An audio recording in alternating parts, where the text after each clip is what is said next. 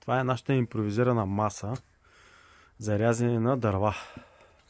Ето ги дървата. Така, ето е машинката. Сега, масата е една обикновена нормална желязна маса. Тук обаче аз приводих с подръчни материали. Когато се сложи дървото, тук така има един ограничител.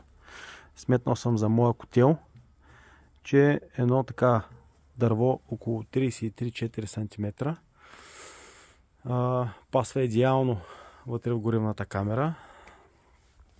Тук имаме пантичка, за където фащаме машинката. От тук малко или много се събират стърготини и падат долу. Не са много, но пак е добре. Тук имаме една количка. Повечето дърва падат вътре. Така, за самата маса трябва ни нещо, което го имаме вкъщи. Не ни трябва нещо по-специално, не ни трябва нещо по-скъпо. Гледам в YouTube, че са пуснали и дървени маси си направили хората. Аз си направих по идея на един колега. Сега